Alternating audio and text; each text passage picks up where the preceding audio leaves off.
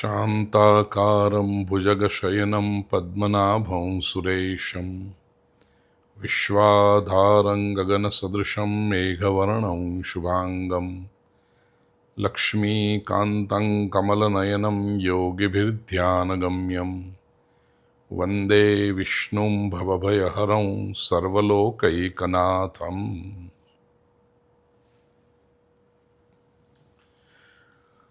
આત્મીય સ્વજનો,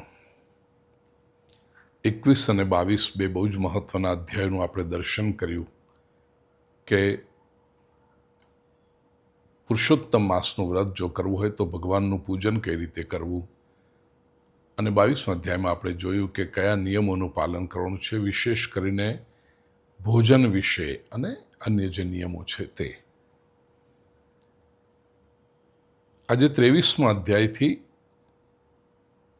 એક નવો પ્રસંગ અને એ નિમિત્તે એક નવા વિષયની શરૂઆત થાય છે. બૃહન્નારદીય પુરાણ અંતર્ગત આપણે જે 1 મહિનાની અખંડ સત્સંગ યાત્રા કરીએ છીએ એના મનોરથી આશા અજીત ખીમજી પરિવાર મસ્કતને હું ખૂબ ખૂબ શુભેચ્છા અને આશીર્વાદ આપું છું. દ્રઢધન્વા રાજાએ વાલ્મીકી ઋષિને પ્રશ્ન પૂછ્યો છે, અને આપનામાંથી ઘણા લોકોના મનમાં પણ આ પ્રશ્ન, આ પ્રથા વિશે તો આપ જાણતા જ હશો, ખાસ કરીને વડીલો તો અવશ્ય જાણતા હોય છે. રાજા પૂછે છે, કિમ ફલમ દીપદાનસ્ય માસે શ્રી પુરુષોત્તમે. પુરુષોત્તમ માસમાં દીપદાન, દીવાનું દાન કરવાથી શું ફળ મળે છે?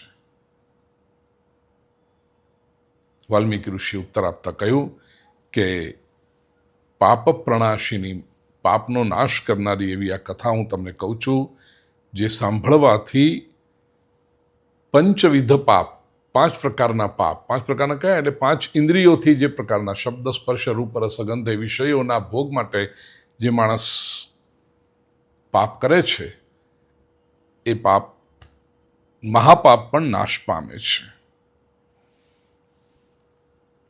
પ્રસંગની શરૂઆત થાય છે કે સૌભાગ્યનગરમાં ચિત્રબાહુ નામનો એક રાજા હતો. આ રાજા સત્ય પ્રતિજ્ઞાવાળો, અત્યંત બુદ્ધિમાન, શૂરવીર, સહન કરવાનો સ્વભાવવાળો, બધા જ ધર્મોને જાણનારો, બ્રાહ્મણો તરફ સદવર્તન રાખનારો, ભગવાનનો ભક્ત, કથા શ્રવણ કરવામાં તત્પર, પોતાની પત્નીને પ્રેમ કરનારો, અનેક જાતના પશુઓ એની પાસે હતા, પુત્રો હતા, સૈન્ય બહુ મોટું હતું અને સમૃદ્ધિ પણ સારી હતી. આ ચિત્રબાહુ રાજાની પત્નીનું નામ છે ચંદ્રકળા. એ પણ 64 કલાથી યુક્ત છે, પતિવ્રતા છે અને ભગવાનની ભક્તિમાં તત્પર રહે છે. ભગવાન કૃષ્ણ પ્રત્યે અનન્ય પ્રીતિ છે ચિત્રબાહુ રાજાને. એક વખત આ ચિત્રબાહુ રાજાને ત્યાં અગસ્ત્ય મુનિ પધાર્યા.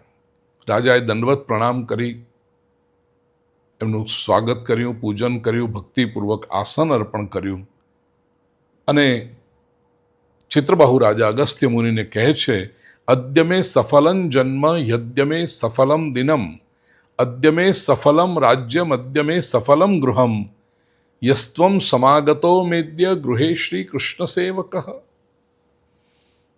આજે મારો જન્મ સફળ થયો, આજે મારો દિવસ સફળ થઈ ગયો, મારું રાજ્ય સફળ થઈ ગયું, મારું ઘર સફળ થઈ ગયું. આપ જેવા મહાપુરુષ, એક પવિત્ર બ્રાહ્મણ મારે ત્યાં આવ્યા છે આજે, અને વિશેષ તો કૃષ્ણ સેવક છો આપ, ભગવાનની ભક્તિ કરનારા છો. આપે મને દર્શન દીધા, મને લાગે છે કે મારા ઘણા બધા પાપથી હું છૂટી ગયો છું, અને હાથી, ઘોડા, રથ, સંપત્તિ સહિતનું મારું રાજ્ય હું આપને અર્પણ કરું છું. એનું કારણ આપ ભગવાન વિષ્ણુના ભક્ત છો. જગતની પાલક શક્તિ જે છે એના ઉપર આપને શ્રદ્ધા છે, વિષ્ણુ ઉપર. કઈ એવી વસ્તુ છે હું તમને આપી ન શકું, કારણ વૈષ્ણવ બ્રાહ્મણને તો મેરુ પર્વત જેટલું પણ દાન કર્યું હોય ને તો એમ લાગે કે આપણે ઓછું કર્યું છે. જે મનુષ્ય કોઈ દિવસ અનાજ અથવા તો ફળ ફૂલનું દાન, શાકનું દાન કોઈ વૈષ્ણવ પવિત્ર બ્રાહ્મણને કરતો નથી તો એનો દિવસ વ્યર્થ છે. હંમેશા જેને આ જગતની પાલક શક્તિ એવા ભગવાન વિષ્ણુ પર શ્રદ્ધા છે, પછી એ બ્રાહ્મણ હોય, ક્ષત્રિય હોય, વૈશ્ય હોય, આ બધાને સન્માન કરવું જોઈએ, બધાનો આદર કરવો જોઈએ.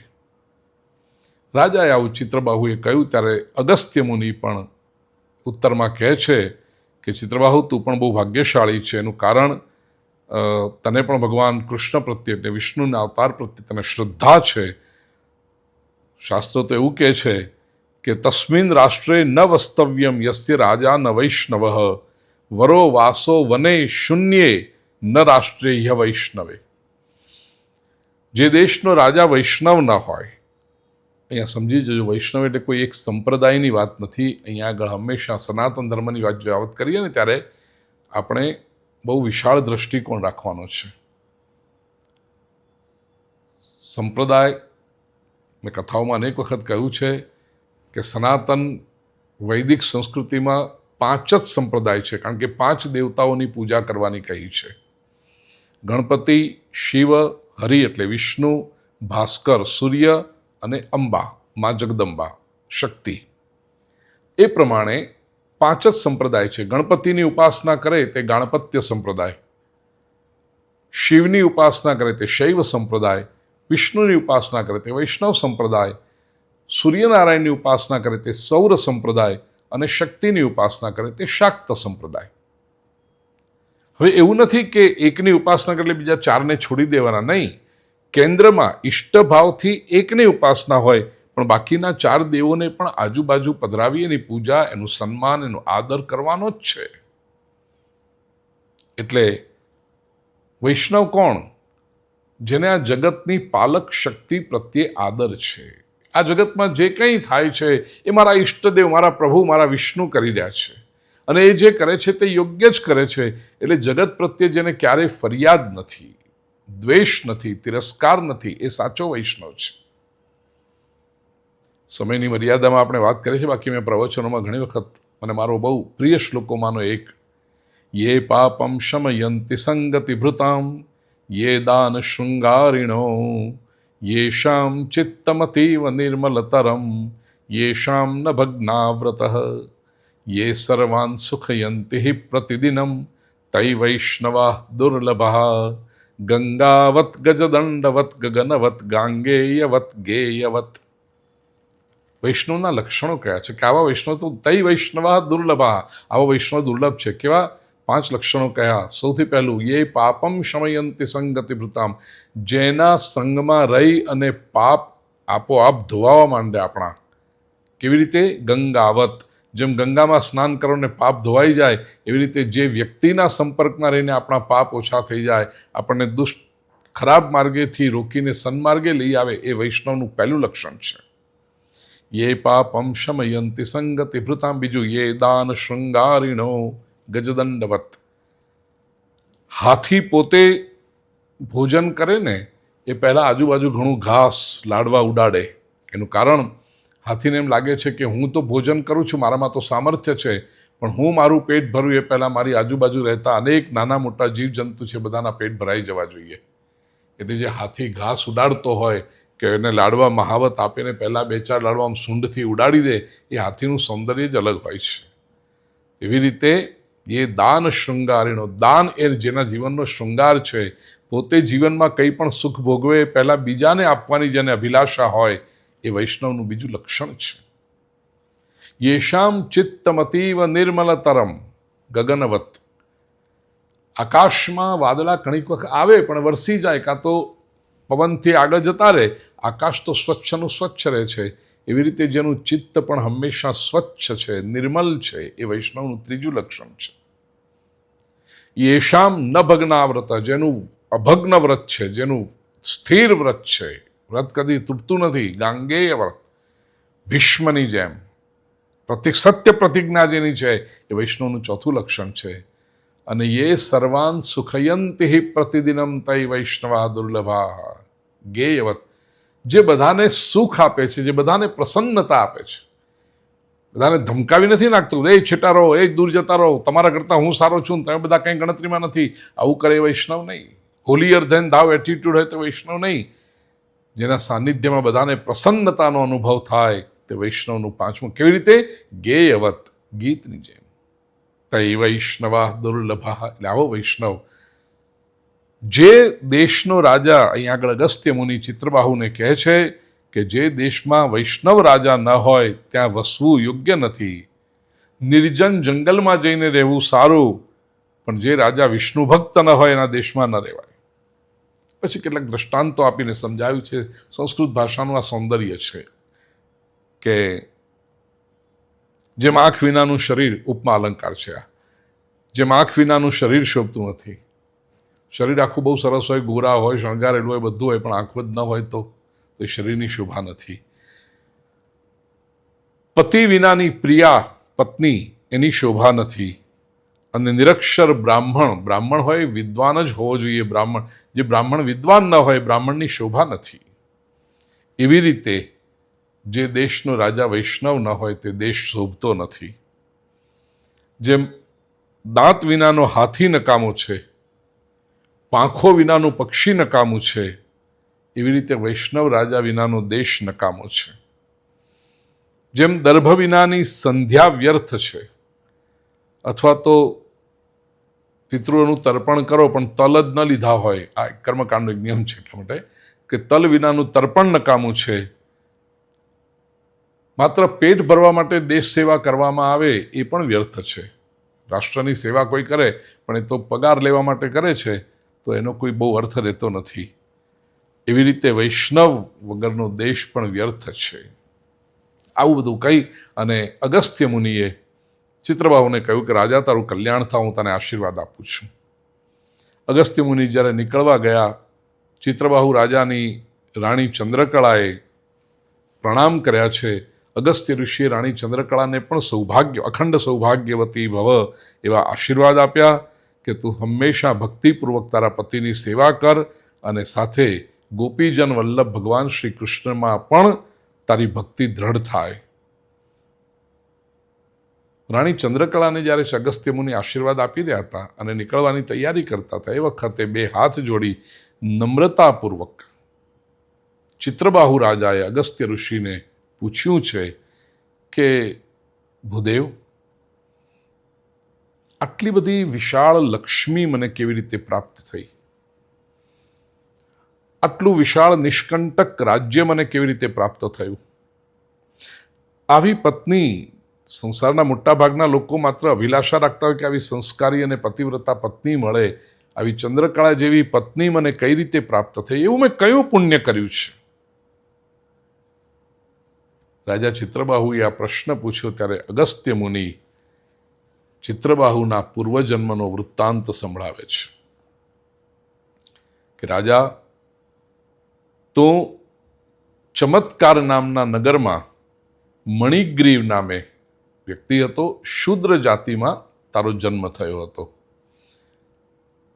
તું જીવ હિંસા કરતો, નાસ્તિક હતો, તારું ચારિત્ર્ય પણ સારું નહોતું, પરસ્ત્રીઓ પર બળાત્કાર તું કરતો હતો, કૃતજ્ઞ હતો, કોઈ તારા માટે સારું કામ કરે તો એનો કોઈ સારો બદલો આપતો જ નહીં, અતિશય ઉદ્ધત હતો, સારા માણસો જેવું આચાર કરે છે એવો આચાર તારો હતો જ નહીં. એ વખતે પણ તારી પત્ની આ જ હતી. અત્યારે જે તારી રાણી તરીકે છે ચંદ્રકળા, એ જ તારી પત્ની હતી, પણ એ તો મન, વચન અને કર્મથી તારી સેવામાં તત્પર હતી, પતિવ્રતા હતી, ધર્મનિષ્ઠ હતી. અને એટલું બધું ઉત્તમ એનું મન હતું કે તું આટલો ખરાબ આચરણ કરતો તો છતાં એણે કદી તારા વિશે ક્યારેય ખરાબ વિચાર્યું જ નહોતું. રાજા, તું એટલા બધા પાપ કરતો એ મણિગ્રીવ તરીકે હતો ત્યારે. તારા સગા સંબંધીઓએ, તારા કુટુંબીઓએ તને છોડી દીધો હતો. એ ચમત્કાર નામના નગરનો જે રાજા હતો એણે તારી બધી જ સંપત્તિ હરણ કરી લીધી હતી તારી પાસેથી, એક સજા તરીકે કે તું દુષ્ટ આચરણ કરતો હતો એટલે. અને જે કંઈ વધેલું ઘટેલું થોડું ધન બાકી હતું એ પણ તારા સગા સંબંધીઓએ લઈ લીધું હતું. એવું હતું છતાં પણ તારી પાસે તારું આચરણ ખરાબ હતું, તારી પાસે સંપત્તિ નહોતી, છતાં પણ તારી આ જે પત્ની છે એણે તારો ત્યાગ નહોતો કર્યો. સમાજ તરફથી ચારે કોર તને તિરસ્કાર થવા લાગ્યો તારો, ત્યારે તું નિર્જન એવા જંગલમાં જતો રહ્યો. ત્યાં આગળ અનેક જીવોની હત્યા કરીને તું તારું પોષણ કરતો હતો અને તારી પત્ની સાથે તારી આજીવિકા ચલાવતો હતો. એક વખત આ મણિગ્રીવ તરીકે તું કોઈક મૃગનું માંસ લેવા માટે, શિકાર કરવા માટે એની પાછળ ગયો હતો. એ જંગલમાં આમ તો કોઈ મનુષ્ય નહોતો, પણ ત્યાં એક ઉગ્રદેવ નામના મુનિ રસ્તામાં ભૂલા પડ્યા હશે અને મધ્યાહ્ન થયો તો સૂરજ માથે હતો, એમને અત્યંત તરસ લાગી હતી, એકદમ મરણની અણી પર હતા. એમને જોઈને તને દયા આવી. એ દુઃખી બ્રાહ્મણને ત્યાં ઉઠાડ્યા, પોતાને ત્યાં તું લઈ આવ્યો. તમે બંને પતિ પત્નીએ મળીને બ્રાહ્મણની સેવા કરી. અને એ બ્રાહ્મણ થોડીક વાર પછી જ્યારે ઉગ્રદેવ નામના એ બ્રાહ્મણ જ્યારે ભાનમાં આવ્યા ત્યારે એમને નવાઈ લાગી. એમણે પૂછ્યું કે હું તો કંઈક બીજી જગ્યાએ હતો, અહીંયા ક્યાંથી આવ્યો? આ વનમાં મને કોણ લઈ આવ્યું આ વનની અંદર? ત્યારે મણિગ્રીવે તરીકે તે એને કહ્યું કે ભૂદેવા, સરસ મજાનું સરોવર છે, આપ એમાં સ્નાન કરો, આપણા સંધ્યાવંદન ઇત્યાદિ જે કરવાનું એ કરીને પછી ફલાહાર કરો, સરસ મજાનું જલપાન કરો, પાણી પીઓ, મેં આપની રક્ષા કરી છે, આપ અહીંયા સુખેથી રહો, તમને કોઈ જાતની ચિંતા નથી. એ બ્રાહ્મણ ઉગ્રદેવ જ્યારે ભાનમાં આવ્યા, એમનો થાક ઉતરી ગયો હતો, તરસ લાગી હતી એમને. તારી વાત સાંભળીને ઉઠ્યા અને મણિગ્રીવનો હાથ પકડી લે.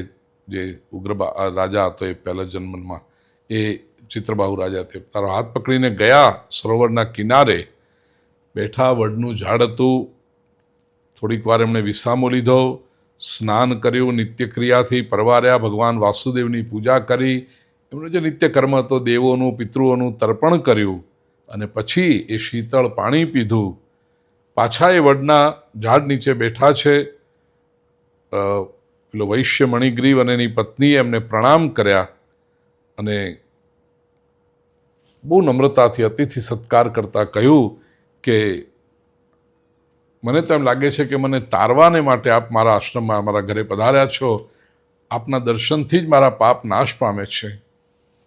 અને પછી મણિગ્રીવ શૂદ્રે પોતાની પત્નીને કહ્યું કે સારા આંબાના ફળ, કેરીના ફળ છે, લાવ, બીજા પણ કંઈક કંદમૂળ ફળ વગેરે જે હોય એ બધું પધરાવો એમની આગળ. પેલી સ્ત્રીએ ઋષિ પાસે, આ બ્રાહ્મણ પાસે સરસ મજાના ફળ ફૂલને બધું ઉગ્રદેવ બ્રાહ્મણ પાસે પધરાવ્યા છે અને કહ્યું કે આપ આ ફળનો સ્વીકાર કરો. ત્યારે ઉગ્રદેવ કહે છે, અજ્ઞાતસ્ય ન ભોક્તવ્યમ બ્રાહ્મણેન વિજાનતા. જો હું તમને ઓળખતો નથી, પહેલાં તો તમે મને કહો કે તમે કોણ છો. એનું કારણ વિજાનત, જ્ઞાની બ્રાહ્મણ છે, જે સમજદાર બ્રાહ્મણ છે, એ ક્યારેય અજાણ્યા પાસેથી, અજાણ્યા માણસનું કશું ખાતા નથી, કશું સ્વીકારતા નથી.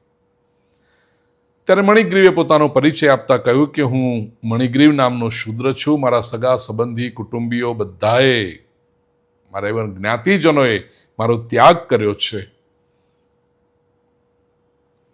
પ્રામાણિકતાથી એણે કહી દીધું. એટલે પેલા ઉગ્રદેવ જે બ્રાહ્મણ હતા એમણે ફલાહાર કર્યો, પાણી પીધું. મણિગ્રીવે એ બ્રાહ્મણ ઉગ્રદેવના પગને પોતાના ખોળામાં લઈ સરસ રીતે ચરણની સેવા કરે છે, પગ દબાવી આપે છે અને દબાવતા દબાવતા કહ્યું કે ભૂદેવ, આપને કઈ તરફ જવું છે? આ જંગલમાં તો ખૂબ હિંસક પ્રાણીઓ છે, જંગલ નિર્જન છે, આ જંગલમાં તમે ક્યાંથી આવી ચડ્યા? ત્યારે ઉગ્રદેવ બ્રાહ્મણે કહ્યું કે હું બ્રાહ્મણ છું પ્રયાગ તરફ જવા માગું છું હું, પણ ખબર નહીં રસ્તો હું ભૂલી ગયો ને તેનાથી આ જંગલમાં આવી ગયો, થાકી ગયો તો, તરસ લાગી તેથી થોડોક આમ બેહોશ જેવો થઈ ગયો હતો અને મરણાસન્ન હતો. મને તો એમ લાગ્યું કે મારું જીવન પૂરું થઈ જશે, પણ એટલામાં તમે આવી અને મને જીવનદાન આપ્યું છે, માટે બોલ હું તને શું આપું. પણ મને એ કહો કે તમે બંને પતિ પત્નીએ આ જંગલમાં કોઈ મનુષ્ય રહેતું નથી ને તમે બંને જણા આ જંગલમાં શું કામ રહો છો? તારું કોઈ પણ દુઃખ હોય તો હે મણિગ્રીવ તું મને કહે, હું તારું દુઃખ દૂર કરીશ. મુનિએ જ્યારે આ વાત કરી ત્યારે મણિગ્રીવ એ ઉગ્રદેવ સન્મુખ, બ્રાહ્મણ સન્મુખ એણે પોતાનું કથાનક, પોતાના જીવન વિશેની વાત, પોતાનું કર્મો જે કર્યા છે એ વિશે કહેવાની શરૂઆત કરી. અને શું કહે છે એ આપણે આવતીકાલે જોઈશું. ઇતિ શ્રી બૃહન્નારદીય પુરાણે પુરુષોત્તમમાસમાહાત્મ્યે શ્રી નારાયણ નારદ સંવાદે દૃઢધન્વોપાખ્યાને ત્રયોવિંશોધ્યાયઃ શ્રી કૃષ્ણાર્પણમસ્તુ. કૃષ્ણાય વાસુદેવાય હરયે પરમાત્મને પ્રણતક્લેશનાશાય ગોવિંદાય નમો નમઃ. ઓમ શાંતિ શાંતિ શાંતિ.